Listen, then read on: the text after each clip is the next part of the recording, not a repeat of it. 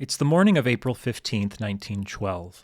The RMS Carpathia patrols the area where Titanic had disappeared just hours before. They see only small pieces of wreckage, deck chairs, and one body. While the 712 survivors on board attempt to comprehend what they had just experienced, their 712 names are recorded to be sent around the world via the Marconi wireless telegraph, a miracle of technology invented less than 2 decades before. Harold Cottam, the Carpathia's lone wireless operator, already a hero for his actions the night before, was tasked with sending those hundreds of names, one letter at a time.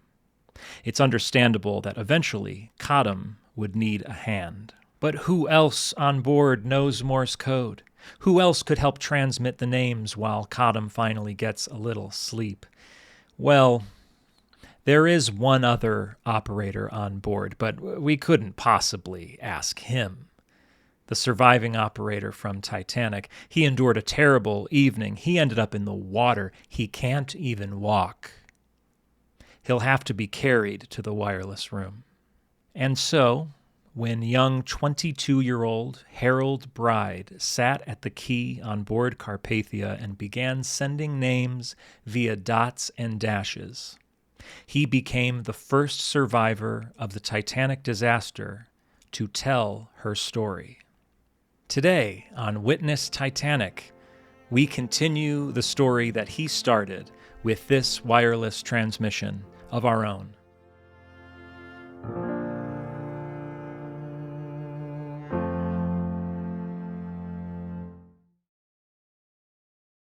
Welcome, one and all, to another episode of the Witness Titanic Podcast, the first inquiry into the sinking of the RMS Titanic in over a century. My name is James Penca, your chairman of sorts, as I conduct interviews with witnesses of her great story, from modern Titanic experts to even the survivors of the sinking. Through their testimony, we navigate the uncertain waters of the Titanic legend, uncover what actually happened in April of 1912, and ultimately witness Titanic ourselves. Folks, welcome back to the inquiry. This is episode 32. Counting our bonus episodes, this is episode 37. Counting our bonus testimony, available only on Patreon, it is episode 44. So much wonderful Titanic content that I have thoroughly enjoyed putting together for you all. Before we begin questioning our 25th witness of our little inquiry here, 2 points that I would like to make. First of all, thank you to everyone out there for the kind words regarding the Titan episodes that we did. The positive feedback from those episodes in particular was really overwhelming. I appreciated everyone's messages, emails, comments, and whatnot. But I wanted to point out one message that we received in particular that highlights how special and important a podcast like this can be. We received a little message of approval from someone very close to the Titan tragedy, a relative of not one, but 2 of those lost on the Titan. They seemed to appreciate the episodes. Maybe they were able to heal just a little bit thanks to the episodes, and they passed along a kind message, and that is something that I will remember for quite some time to come.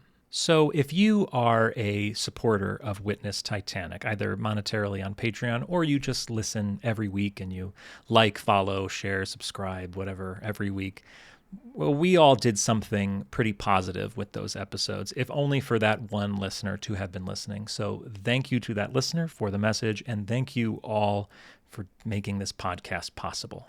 Speaking of Patreon, you know I have to plug it. It's how we keep this inquiry going. Do consider joining us. We've been having a good time over there. Patrons were able to choose this week's witness. They literally picked Harold Bride to testify today. But we also recently had a fun live stream video game session. We played one of those old Titanic diving simulators. It ended up being way more fun than I ever thought it would be. And I also have to say we're fast approaching 100 members on Patreon. Some pay as little as $3 a month. So I would love to break into the triple digits at some point and have more Titanic friends to talk to. All right, enough begging. On today's episode, we will finally hear the testimony of Harold Bride, probably the most requested witness that I get. I'm excited to call Mr. Bride to the stand today for many reasons. For one, he helped send Titanic's distress calls. Titanic was calling for help, screaming for someone to come rescue her passengers and crew. And Harold Bride was part of the team of men giving Titanic that voice. I think that is very, very cool. Secondly, Bride's entire sinking experience was spent in one room and shared with only two other people, John Phillips, the senior wireless operator, and Edward John Smith, Titanic's captain. Both of these men went down with the ship, meaning Bride is the only reason that we know what happened in that room. If Bride is a victim, everything you are about to hear would have been lost. Nobody else would be able to tell these stories. So very grateful we should all be that he managed to survive by the skin of his teeth, might I add. As you hear this testimony, I think you will understand what I mean. Now, where are we going to get Harold's testimony? Sometimes on Witness Titanic, we look at the U.S. inquiry, sometimes the U.K. inquiry. We've used the limitation of liability hearings. We've used newspapers, memoirs, and even a poem on one occasion. Well, Bride testified at both the U.S. and U.K. inquiries, and he had his experiences published in a New York Times article, probably the very first bombshell survivor newspaper account, making his story very well recorded and very well known in Titanic circles. But as you know, on Witness Titanic, we like to focus on the U.S. inquiry, at least for now, because the memories you are about to hear are the freshest. Bride says himself in the U.K. inquiry that he couldn't recall the exact details quite like he could the month before in the U.S. Also, unlike memoirs, these statements are under oath, and we know for sure that they come directly from the witness's mouth, unlike those found in a newspaper. No newspaper editor is sitting next to him on the stand giving him pointers on how to make his story sound more interesting. These answers are as close to the truth as we are going to get. That being said, later on, when we are done questioning Bride, we will look at that oft-quoted New York Times article that many, including myself, have taken as reliable, factual information. And we'll compare it to his answers here in the inquiry. If you know this podcast well, you can probably imagine what we will find. So as always, I have taken Bride's U.S. testimony, which spans 3 days, and I've condensed it. I've removed the many times the senators ask him the same questions over and over because they clearly don't understand boats or technology. I rearranged the answers just a little bit so they remain his true answers, but you can hear them in a more digestible, chronological fashion. If you would like to read his full testimony, it is available alongside the entire UK and US inquiries at TitanicInquiryProject.com. But if you stick with me through this episode, and to be honest, probably a part 2, you will walk away with a pretty good understanding of what Harold Bride witnessed.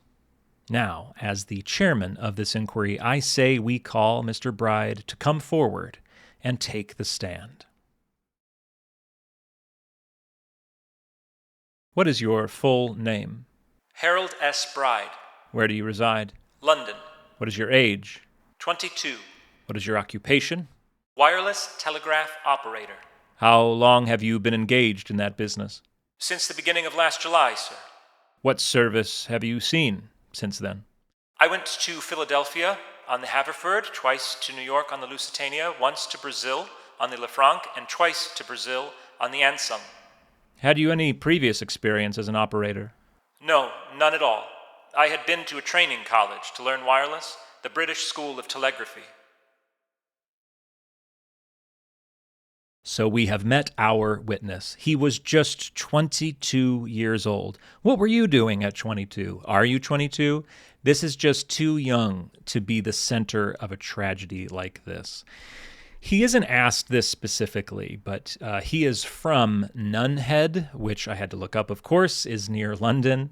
So when he is asked where he resides, and keep in mind, Harold Bride spends most of his year at sea. I think when he says London, I think he's talking about his parents' house. That's how young this guy is. Also interesting that one of the only other ships he's been on is the Lusitania, which of course is another ship of notable tragedy. Back to our questioning. In whose employ were you on the 10th day of April? The Marconi companies, sir. In what capacity? Second operator on the Titanic.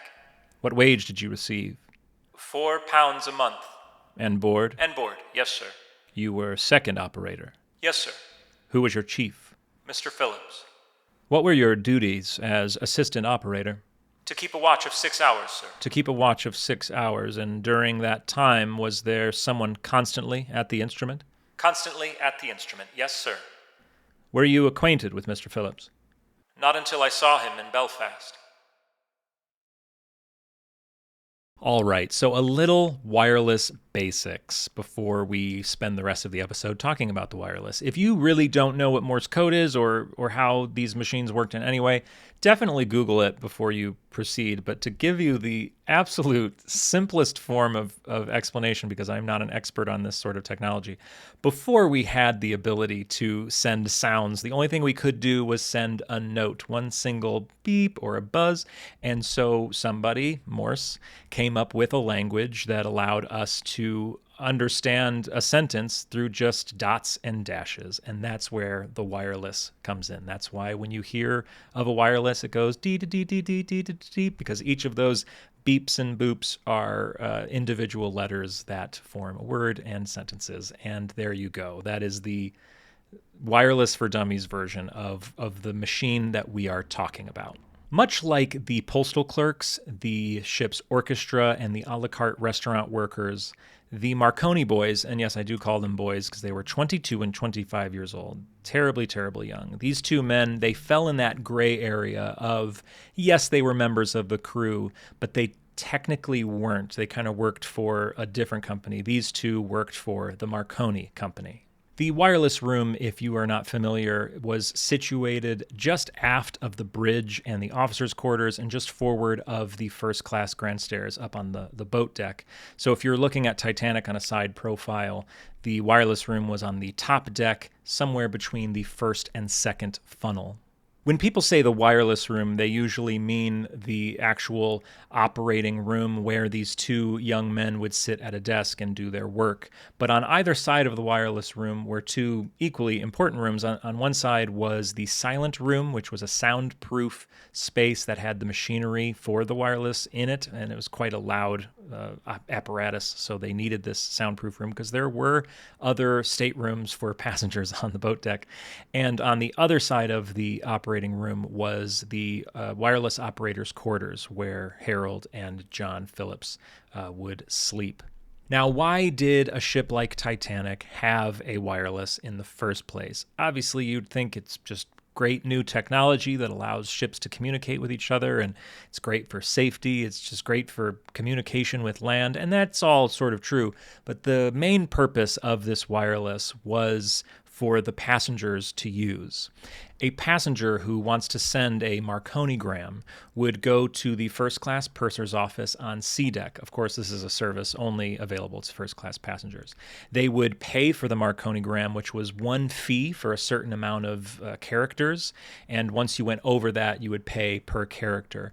This is why when you read these wireless messages, they often have this funny shorthand sound like sailing Titanic, arrive night, Wednesday, send train. You just know any word that isn't necessary, take it out because each character costs a little extra. The purser would then take this message, put it in a canister, and there were actually pneumatic tubes that they would thump send the message up to the wireless room where these two young men would send it. The wireless would have been extremely useful for first-class passengers, men in particular who are trying to run their business, trying to arrange their travel when they arrive in New York, trying to get news about the stocks and all that. So very helpful. But it's also just kind of a fun novelty to be able to say hello to your family from the other side of the ocean. These things that probably how we felt when we had our first FaceTime call, these big moments where you go, oh my gosh, I can do this from across the country. How cool is that? And while these first-class messages were the bread and butter of the Marconi company, they did make a profit off of them. The Marconi operators were also responsible for handling official ship business as well. So if a nearby ship or the White Star Line office, if anybody was trying to reach the captain or the officers, the Marconi operators had to stop what they were doing and handle that message, bring it to the captain, and then if the captain wanted to respond, they had to send the response. They were sort of acting as members of the crew in that way. But because this wireless telegraph invention was primarily on board to serve the passengers' little whims and to be a bit of a novelty, you can understand why people like light hauler, officers, men who have been sailing on ships long before the wireless was sailing on ships. You can understand why they might have looked down on it a little bit, felt it was unnecessary. Think back to our episodes with Officer Lighthauler. He wouldn't even call them iceberg warnings. They were just information. These men have been sailing long before the wireless. They did fine until now. The wireless being on board was not important to them. And so this is why the iceberg warnings might have not been given the importance that, of course, we would today. And it also explains why most ships only had one operator, because a first-class passenger is not going to need to send a message at 3 a.m. So why do we need two? Why do we need to pay two men to send these messages? On a ship like Titanic, it was big enough. There seemed to be the need for it. So there were two. But most ships at this time did not have more than one, if they had a wireless at all. Now, for the technical aspects of the Titanic's wireless, let's ask the expert. Now, I wish you would describe, as near as you can, the wireless apparatus with which the Titanic was equipped. It was a 5 kilowatt. The disc discharger fitted with a magnetic detector and valve and receiver and emergency gears. Would you call it a thoroughly up-to-date apparatus? Yes, sir. It was the only set afloat with the Marconi company with the disc discharger. How far could you communicate with that apparatus? During the daytime, we reckoned to be able to do 400 miles. That is a pretty broad statement. When you say no limit, sir, we are talking about freak messages, which you can get.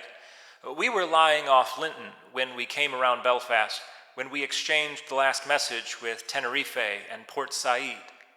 I wish you would let us know, if you can, how busy you were kept at that work. From leaving Southampton to the time we had finished with Cape Race, we had got through about 250 telegrams. That was the evening we struck.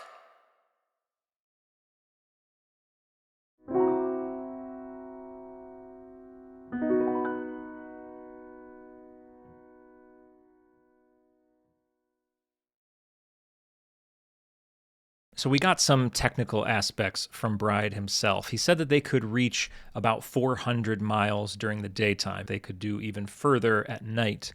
400 miles, for those of you who need a little comparison, 400 miles is roughly the distance between London and Glasgow, and also the distance between my hometown of Cleveland, Ohio, and Philadelphia, for those of you in the States.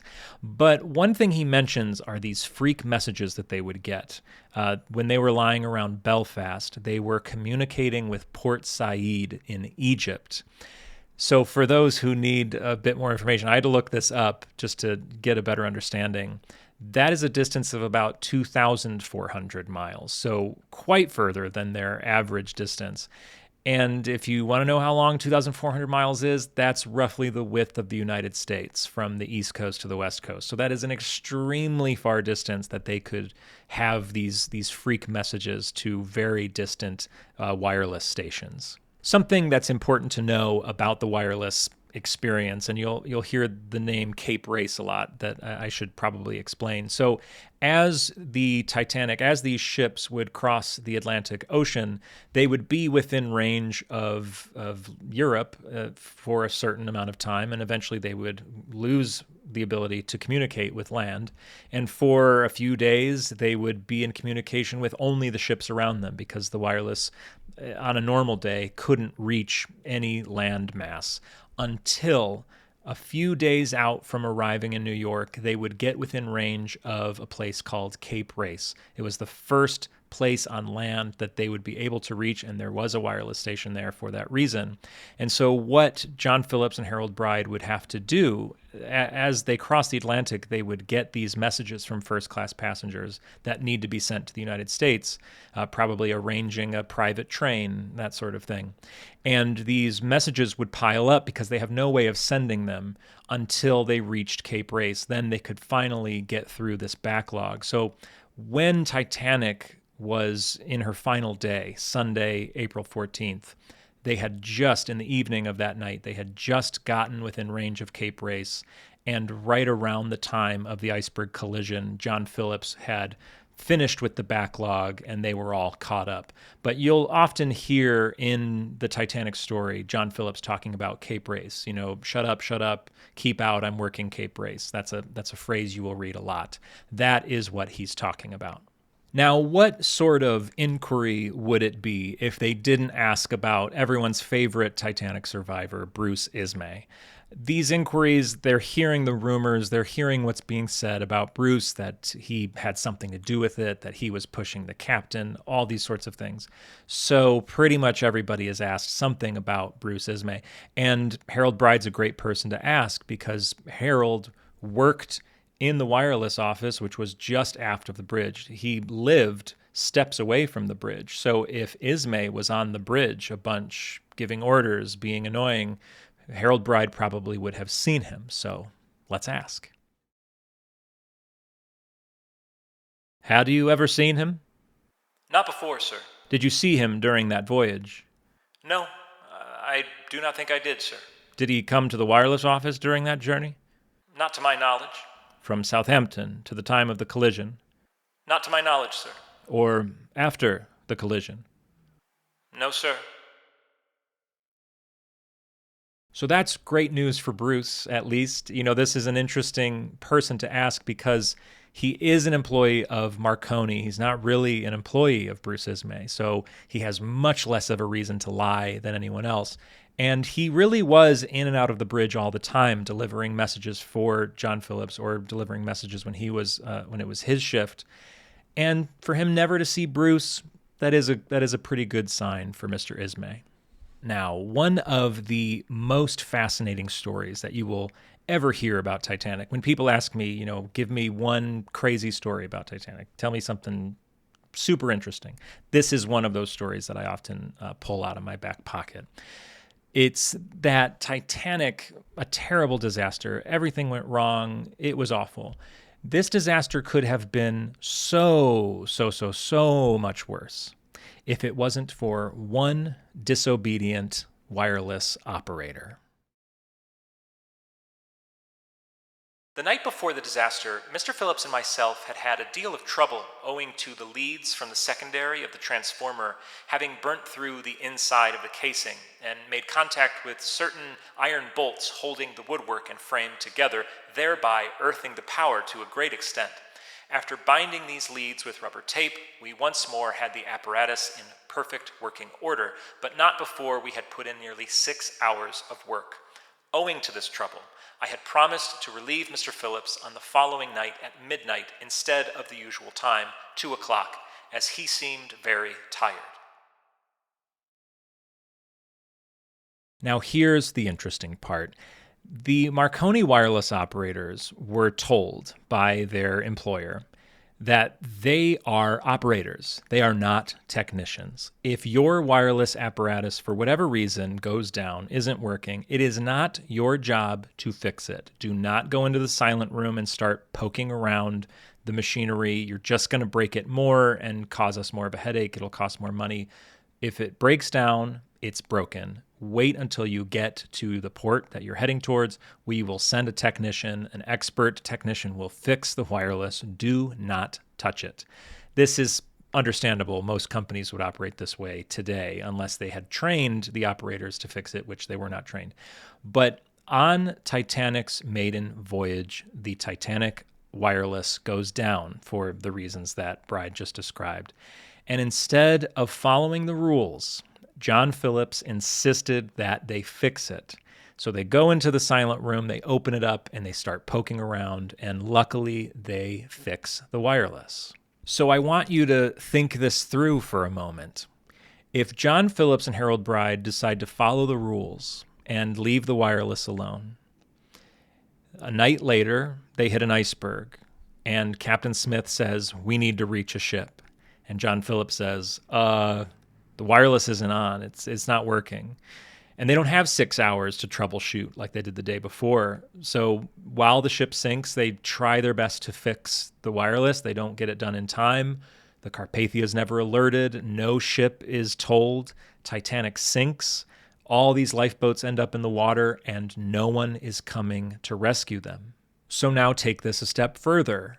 If no one's coming to rescue them, and as we know from previous episodes, the weather was really picking up in the morning, the waves were getting rougher, these lifeboats are not designed for the open ocean, it is very possible that not a single person would have survived this sinking.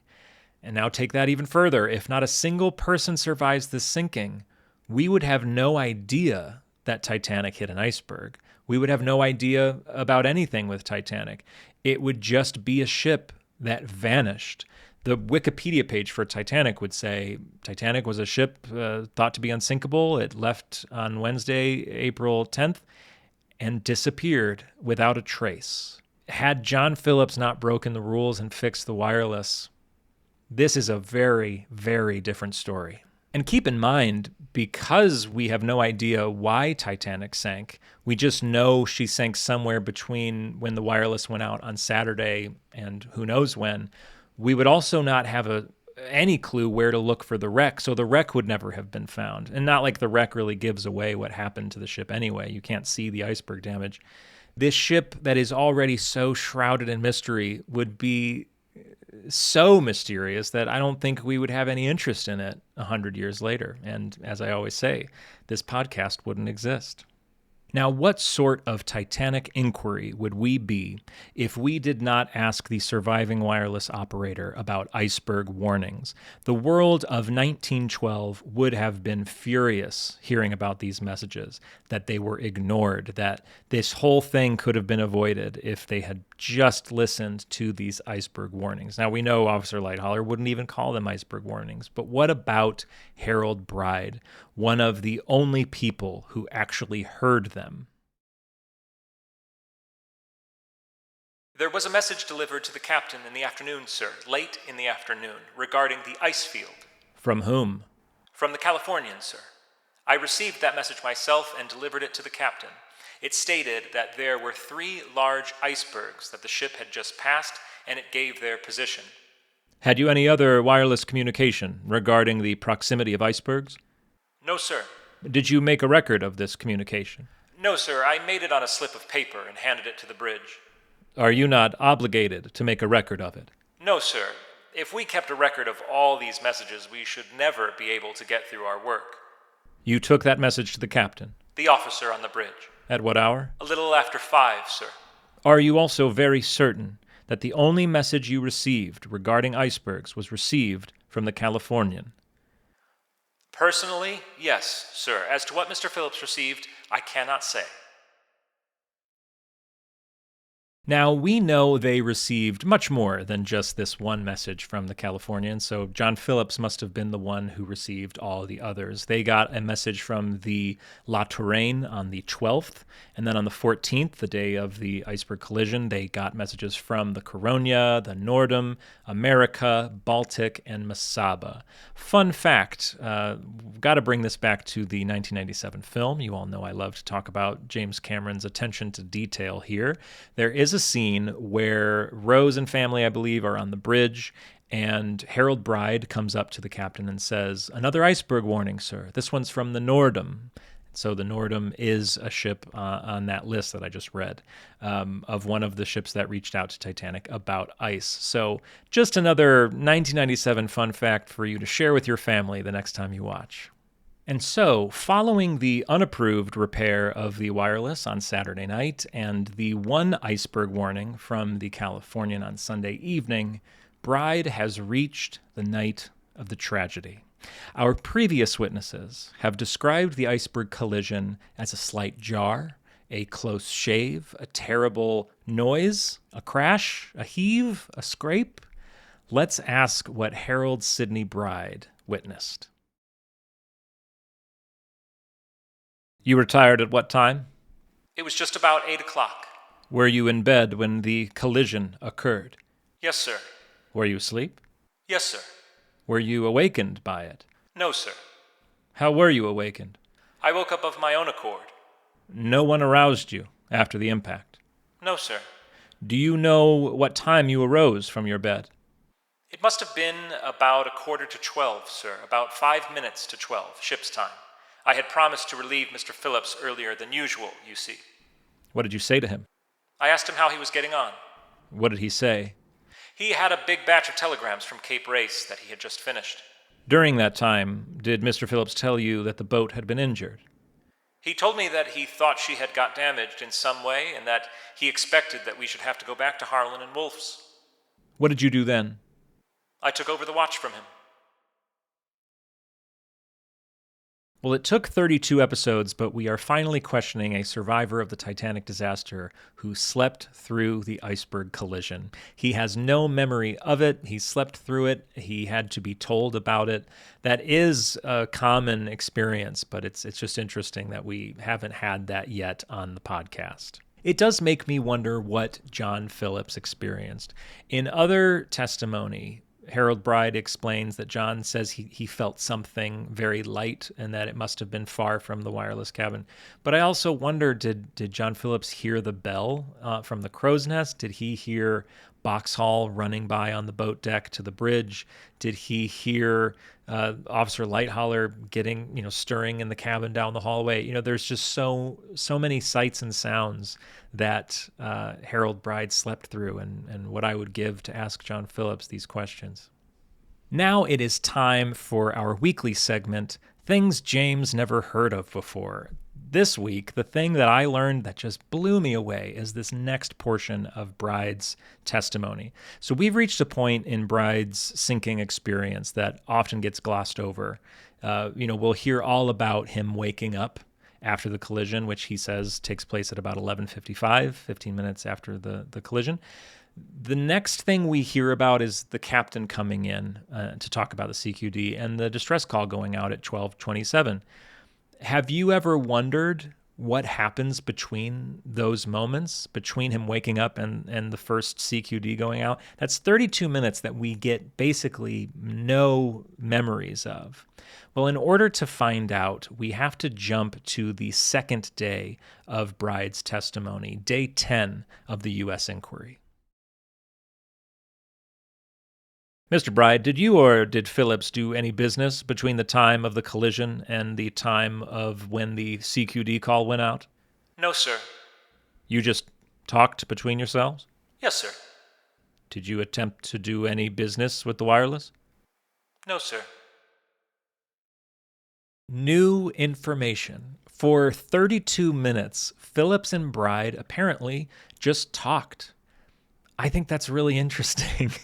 I just imagine, John Phillips sitting in the chair, maybe putting his feet up on the desk and Bride leaning against the door frame, just exchanging stories about other times that one of them had a small run-in with danger. Maybe they're talking about, oh my gosh, how hard it was for Phillips to get through that backlog, how monotonous these first-class passengers' messages are. They're all the same. They're just kind of, as we would say, shooting the shit. That's the phrase, the perfect phrase for what I imagined they were doing. And the reason I find this so interesting is that these were the last carefree 32 minutes of John Phillips's life. His night is about to get so much more stressful the moment that the captain pops his head in the door. And it's downhill from there, for him at least. So this conversation with Bride, that I never knew about, I think it's really special. These two guys just sitting here, and John Phillips maybe having a laugh, one last good laugh. Did he retire? He got inside the other room when the captain came in, then. The captain came in? Yes, sir. Personally? Yes, sir. To the operating room? Yes, sir. What did the captain say? He told us that we had better get assistance. Can you tell us in his language? That is exactly what he said. He said, "You had better get assistance." When Mr. Phillips heard him, he came out and asked him if he wanted him to use a distress call. He said, "Yes, at once." Who sent this call? Mr. Phillips. And you turned the apparatus over to him? Yes, sir. Was the message sent immediately? Immediately. Do you know what the message was? CQD half a dozen times, MGY half a dozen times. How long after that call was sent out was it before you got a reply? As far as I know, immediately, sir. Now, luckily, to understand the Titanic story, you don't need to know Morse code except for 3 phrases, and that is CQD, MGY, and SOS. We all should know what SOS means. It's the International Call for Distress. But CQD and MGY are a little different. CQD was essentially the predecessor of SOS. It was the distress call of the time. Now, some may have heard in the past that it meant come quick danger, or that SOS meant save our souls or save our ship. Those aren't the case. It's a great way to remember what they are, but that's not what those mean. SOS was chosen because S and O are the easiest letters to identify even for a beginner. Now, why was CQD chosen? Well, what's kind of fun about this testimony, Harold Bride's testimony, in the room that day was a gentleman named Guglielmo Marconi. Marconi himself was in the room, so they're able to just turn and ask him. So let's ask him. I'm going to ask Mr. Marconi if he will tell us what CQD means, literally. It is a conventional signal which was introduced originally by my company to express a state of danger or peril of a ship that sends it. It is arbitrary, but it is conventional. Everyone understands it. CQ is the call for all stations. If you call CQ on a ship, it means all other stations stand at attention and reply.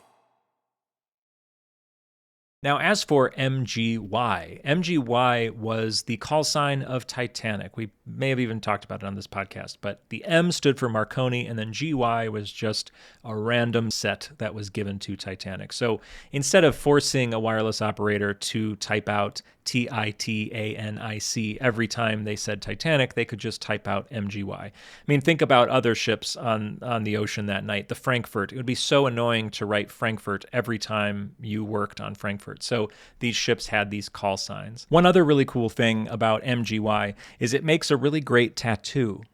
It's kind of a fun way to honor Titanic in her language. Highly recommend. At this point in Bride's testimony, he moves on to the responses that they got to their distress calls, and you may feel that, wait a minute, wasn't something skipped? There's 2 parts of his testimony that he didn't mention. There's the story that first Captain Smith told them to get ready to send a distress call, and then he came back on a second visit and said to send it. And then also, didn't Harold Bride suggest to both of them that they send SOS, that it may be their last chance to send it, and they all had kind of a laugh at that? What about that? Why didn't he mention that here? Well, those stories all come from the New York Times article, not his actual testimony. It's interesting that it's only in the New York Times article, but we will get to that later. Now let's take just a minute and step away from Harold Bride and look at this from the perspective of Captain Smith. Smith, regardless of how he told them to send for distress, whether he visited once, twice, doesn't really matter. He told these young men to call for distress. And when he told them this, we know, based on research of other people who are much better at research than I. We know that this happened about 5 minutes after Thomas Andrews informed Captain Smith of the situation. So while Captain Smith is telling them we need to reach out to nearby ships, he knows already that this ship will be on the bottom of the Atlantic Ocean. But what's interesting, something we take for granted, we know the ship's going to sink, and we know that almost no one is going to come to their rescue. In Captain Smith's mind, all is not lost just yet. There's no reason for Captain Smith to believe he's experiencing his last hours on this planet. Because in 1912, and even today to some extent, in 1912, the shipping lanes of the Atlantic were extremely busy.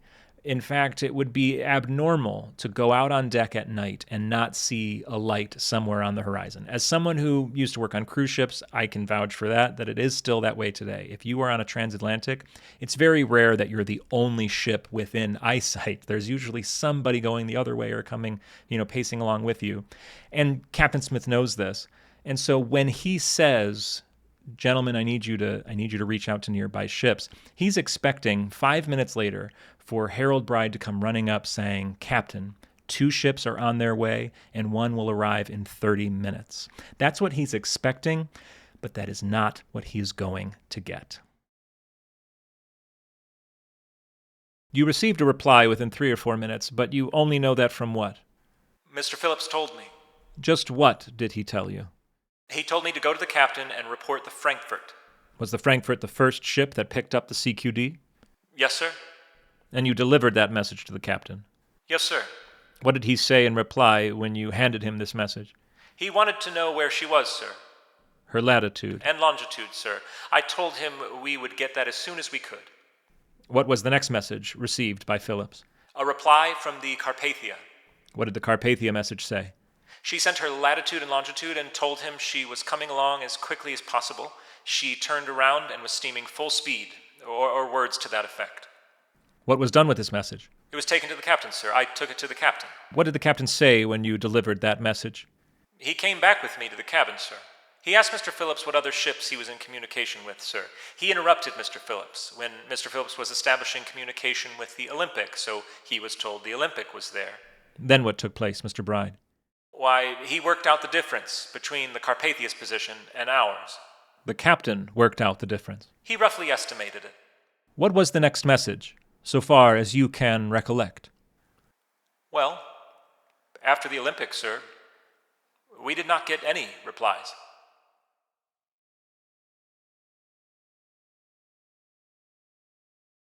Olympic, Titanic's sister ship, responded to the CQD around 12:50 a.m. on April 15th, meaning we are, in this testimony, already an hour and 10 minutes into the sinking, and only 3 ships have been reached, and neither the Frankfurt, Carpathia, or Olympic are near enough to make a difference.